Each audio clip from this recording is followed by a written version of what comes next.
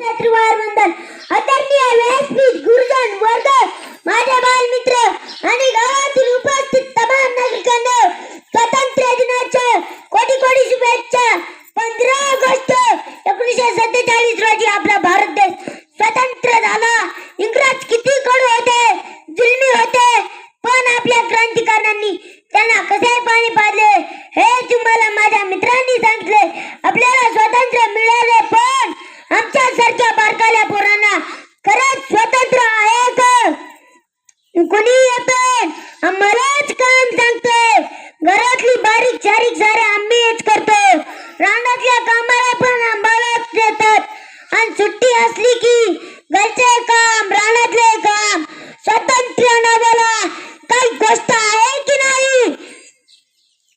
आम्हाला मिळालेलं स्वातंत्र्य नावाचा गलत इस्तेमाल करायला लागले ते मोठाले माणसं। सरकार आता मोठाल्या मुलांना पगार सुरू करणार। आधीच त्यांना काही काम धंदा नाही आणि वरून पगार सुरू केलाय। दिवसभर मोबाईल चिवडत बसतील, पुढे काही पाणी काय बसतील। मोबाईलवर गेम खेळून त्यांचे डोके हँग झालेत। आता तर त्यांना वरून पगार सुरू केलाय, ते आता तर ते रानात पण काम करणार नाही।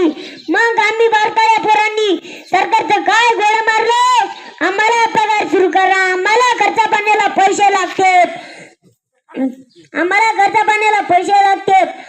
सरकारने एक बारीक सारीक लाडक्या लेकरू योजना आणावी आणि सरसकट बारकाल्या मुलांना पगार सुरू करावा।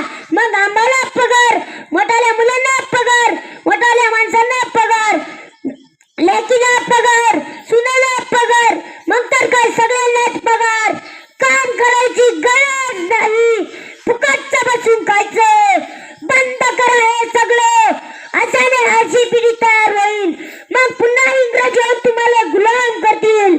मग का जर इंग्रज आले तर तुम्हाला एवढे अर्जी लोक कसे झाले समजतील? म्हणून तुम्हाला अवताला नाही तर नांगराला झुकतील। म्हणून म्हणतो शाने व्हा, कष्ट करा, कष्टाशिवाय पर्याय नाही। या जगात आईबापाच्या प्रेमाशिवाय काहीच फुकट मिळत नाही। एवढं बोलून मी माझे अनमोल विचार थांबवतो।